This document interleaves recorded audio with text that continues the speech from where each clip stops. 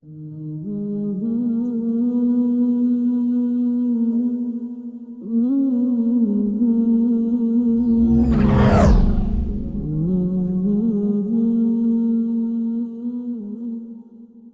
الله الرحمن الرحيم. قل إنكم لتكفرون بالذي خلق الأرض في يومين وتجعلون له أندادا ذلك رب العالمين وجعل فيها رواسي من فوقها وبارك فيها وقدر فيها أقواتها في 4 أيام سواء للسائلين.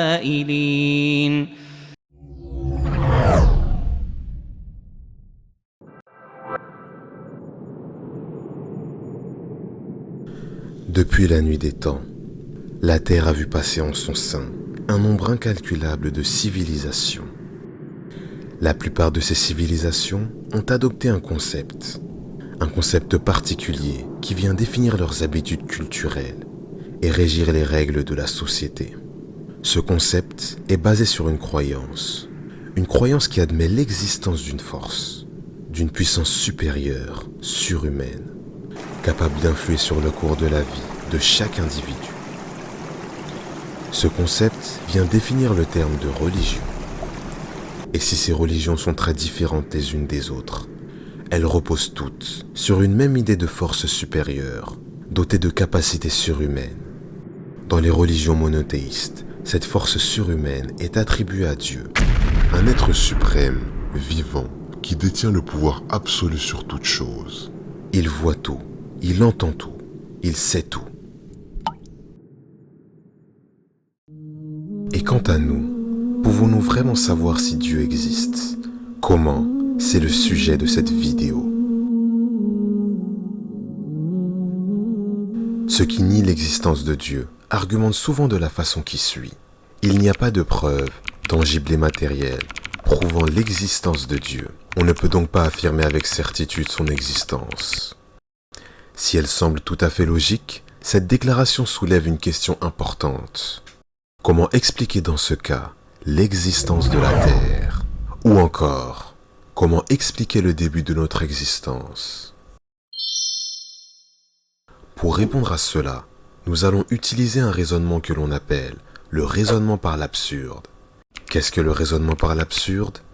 Le raisonnement par l'absurde est une façon d'argumenter qui consiste à supposer l'inverse, ou plutôt la négation, d'une déclaration que l'on veut prouver et de démontrer l'absurdité de cette supposition. Et puisque, si une supposition est fausse, son contraire est forcément vrai, on aura alors prouvé notre déclaration initiale. Prenons un exemple. Si on a une pomme rouge, si la déclaration « la pomme rouge est vraie », sa négation « la pomme n'est pas rouge » est fausse. En effet, soit la pomme est rouge, soit elle ne l'est pas. Et si la pomme est rouge, c'est qu'elle n'est pas rouge. Ainsi, si on prouve que la déclaration « la pomme n'est pas rouge » est fausse, on prouve que la déclaration « la pomme est rouge » est vraie. Dans notre cas, on veut prouver que Dieu existe. On doit donc prouver que la déclaration « Dieu n'existe pas » est fausse.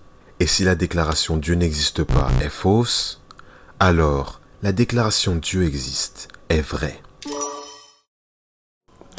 Ainsi, si on suppose un monde où Dieu n'existe pas, on s'interroge alors sur l'origine de l'existence de toute chose. La Terre, ce qu'il y a en son sein et en dehors. Comment expliquer le début de leur existence? On peut faire 2 suppositions. Soit les choses sont entrées en existence avec l'intervention d'une force, ou d'une chose qui n'est pas Dieu, soit les choses sont entrées en existence sans l'intervention d'une force, à partir de rien. Pour chacune de ces propositions, on pourrait s'arrêter là et déclarer un manque de preuves matérielles, nous permettant d'affirmer ou d'infirmer quoi que ce soit. Seulement, un problème de taille se pose. Ces 2 propositions sont en contradiction totale avec la logique humaine, celle qui nous permet de raisonner au quotidien. Pour la première supposition, si on dit que la force n'est pas Dieu, on dit que cette force n'est pas vivante, car Dieu est essentiellement vivant. Si cette force n'est pas vivante, elle est dénuée de conscience, elle est donc nécessairement aléatoire. Si la force est aléatoire, cela veut dire qu'elle peut survenir à n'importe quel moment, à n'importe quel endroit, et de n'importe quelle façon. Si nous suivons ce raisonnement, nous pouvons relever deux problèmes. Problème numéro 1. Cette force, étant aléatoire, elle ne peut donc pas uniquement être réservée à la création de la Terre. Comment savoir donc si une chose a été engendrée, c'est-à-dire qu'elle vient d'une chose déjà existante, ou si elle est juste entrée en existence, juste comme ça, aléatoirement? En soi, il n'y a aucune raison logique qui viendrait décider ce sur quoi la force devrait s'exercer. Par exemple, si vous marchez dans la rue et que vous voyez un arbre, qu'est-ce qui vous assure que cet arbre ne s'est pas retrouvé là, grâce à cette force aléatoire? Qu'est-ce qui vous assure que l'arbre a été planté et qu'il a suivi l'évolution classique que l'on connaît d'un arbre? Qu'est-ce qui vous dit que cet arbre n'est pas juste apparu, comme ça, aléatoirement? Pensez-vous que cela est possible? En tout cas, s'il est possible que la Terre soit créée de la sorte, alors rien n'empêche qu'un arbre le soit également. Ainsi, notre certitude disparaît.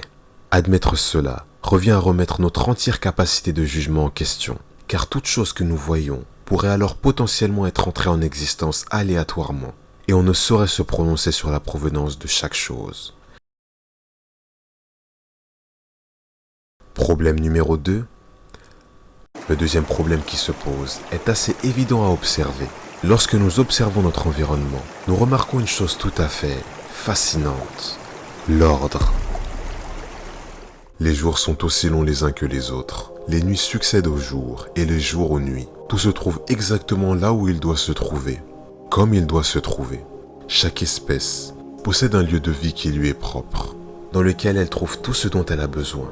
Et si cette espèce sort de son environnement pendant trop longtemps, ou si elle ne trouve plus ce dont elle a besoin, elle ne peut survivre. Tout, absolument tout, est ordonné, parfaitement ordonné.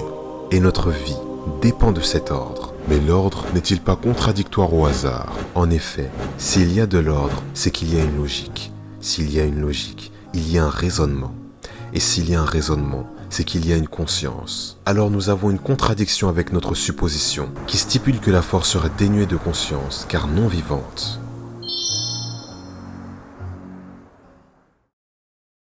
Ces deux problèmes viennent affirmer la déclaration, qui dit que les choses seraient entrées en existence par l'intervention d'une force qui n'est pas Dieu. Quant à la deuxième supposition, l'admettre serait comme admettre que 0 plus 0 est égal à 1, ou que 0 fois 1 est égal à 1. Après tout, 0 est la représentation numérique du rien, et 1 est la représentation numérique d'un élément quelconque, à l'unité, peu importe sa nature. Ainsi, si on dit que 0 plus 0 est égal à 0, on dit que rien plus rien est égal à rien. Et on ne peut donc pas dire que rien plus rien est égal à quelque chose. Et on ne peut pas dire que quelque chose pourrait venir de rien. On tombe à nouveau sur une contradiction. Ainsi, selon notre logique humaine, il est impossible de conclure que ces deux suppositions sont vraies, et donc la déclaration qu'elles défendent ne peut être vraie. Ou alors, devrions-nous changer notre raisonnement? Quand il s'agit de questions existentielles, devrions-nous juste arrêter de réfléchir sur ces questions? Pourtant, ces questions sont importantes, existentielles même, puisqu'elles définissent la raison même de notre existence. Elles lui donnent un sens, une direction. Pour les musulmans, ce Dieu se nomme Allah, le Très-Haut, le Très Miséricordieux. Et il a créé l'homme pour qu'il lui voue un culte exclusif.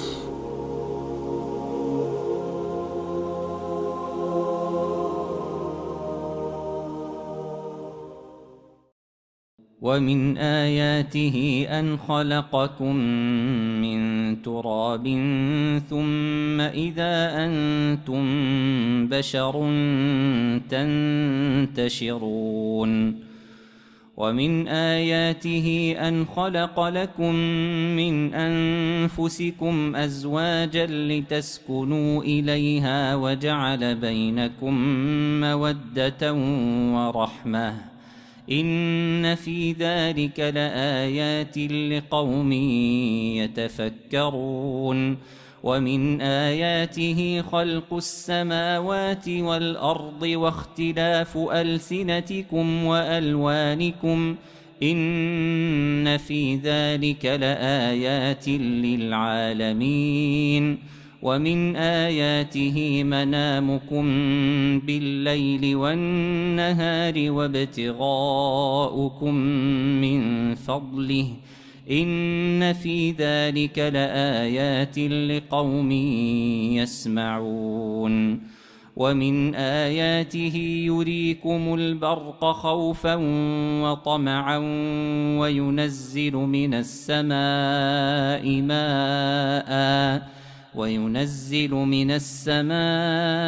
ماء فيحيي به الأرض بعد موتها إن في ذلك لآيات لقوم يعقلون ومن آياته أن تقوم السماء والأرض بأمره ثم إذا دعاكم دعوة من الأرض إذا أنتم تخرجون وله من في السماوات والأرض كل له قانتون